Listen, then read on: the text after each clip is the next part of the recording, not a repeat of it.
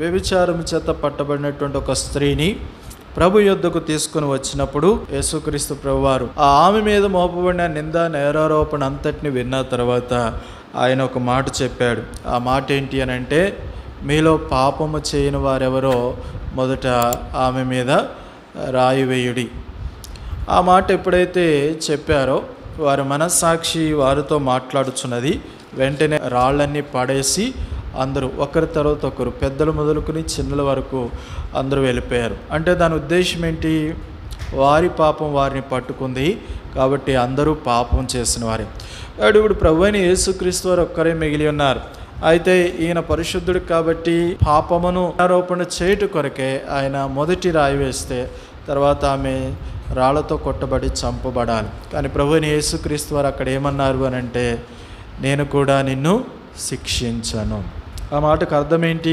రాళ్ళు ఎవరైతే నేల మీద పడేసి వెళ్ళిపోయారో వాళ్ళలాగా ప్రభు ఉన్నాడనా?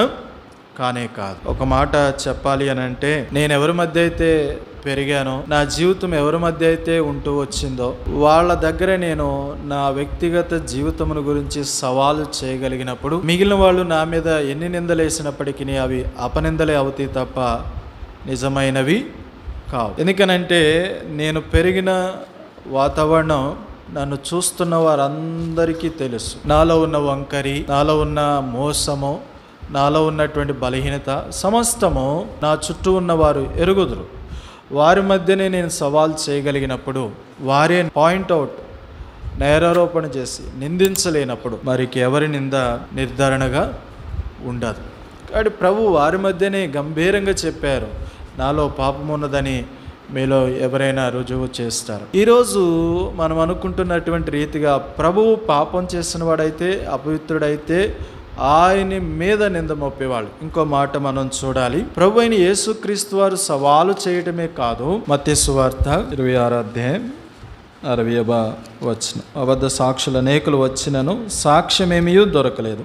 ఇక్కడ మనం జ్ఞాపకం చేస్తున్నాం, ప్రభు అయిన యేసుక్రీస్తు వారు తీర్పులో నిలబడ్డారు.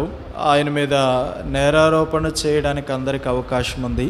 అలాంటి పరిస్థితిలో ఆయన నిలబడినప్పుడు వారు అబద్ధ సాక్ష్యములు అనేకములు చెప్పడానికి అనేక మంది వచ్చారు, కానీ వారికి ఏం దొరకలేదంట? సాక్ష్యమేమి అంటే ఆయనను శిక్షించమని చెప్పడానికి సాక్ష్యమేమీ దొరకలేదు. సాక్ష్యమేమీ దొరకలేదు. మెట్టుకు మనం నేర్చుకోవాల్సింది లేదా ధ్యానం చేసుకునేటువంటి భాగం ఏంటి అని అంటే, ప్రభువు పరిశుద్ధుడు, ఆయన అపవిత్రుడని కానీ, ఆయన దోషి అని కానీ, ఆయన నేరస్తుడని కానీ ఆ రోజుల్లో ఎవరునూ ఆయన మీద నేరము మోపలేకపోయారు. ఆయన ఎవరి మధ్య అయితే బ్రతికాడో వారిలో ఎవరునూ కూడా చెప్పలేదు.